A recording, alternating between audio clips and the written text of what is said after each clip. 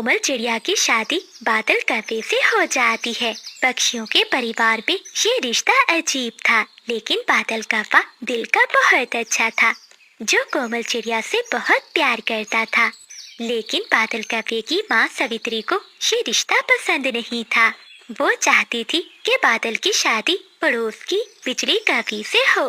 बिजली कौवी कोमल चिड़िया को देखकर जल भुन रही थी, क्योंकि वो कौवे से शादी करके उसके बड़े घोंसले और प्रॉपर्टी पर कब्जा करना चाहती थी। जब तक ये चिड़िया इस घर में है, मैं बादल की जिंदगी में कभी जगह नहीं बना सकती।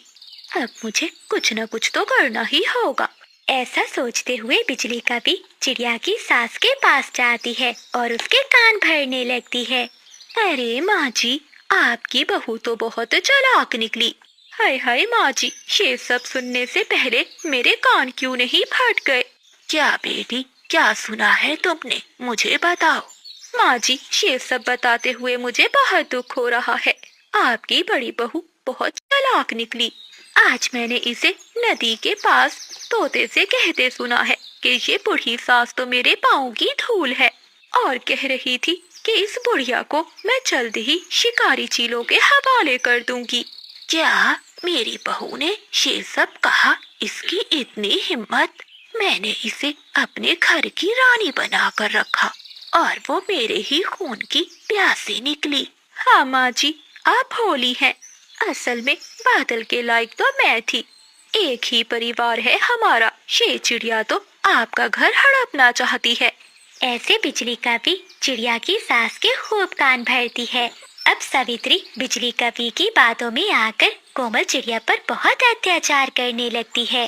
अरे ओ कोमल, ये क्या गंद मचाया है? सारा दिन मटक मटक कर उड़ती रहती हो, कभी भी कोई ढंग का काम नहीं किया। जाओ अभी जाकर नदी के उस पार से मेरे लिए नरम नरम घास लेकर आओ और फिर मेरा घोंसला तैयार करो।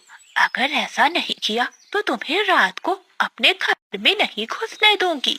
कोमल चिड़िया अपनी सास की बातें सुनकर बहुत उदास हो जाती है। वो आंसू बहाते हुए वहाँ से चली जाती है। रास्ते में चिड़िया को उसके पुराने दोस्त तोता और कबूतर मिलते हैं। क्या हुआ कोमल बहन, तुम इतनी उदास क्यों हो?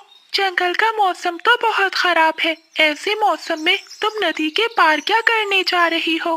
तोते भैया, मेरी सास ने मुझे कहा है कि नदी के उस पार से उन्हें नरम नरम घास ला कर दूं। अगर ऐसा नहीं किया तो वो मुझसे नाराज हो जाएंगी। फिर मेरी वजह से बादल जी को बहुत बातें सुननी पड़ेंगी।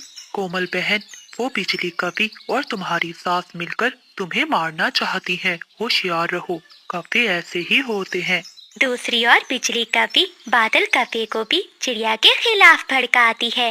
बादल, तुम किस चिड़िया के पीछे पड़े हो?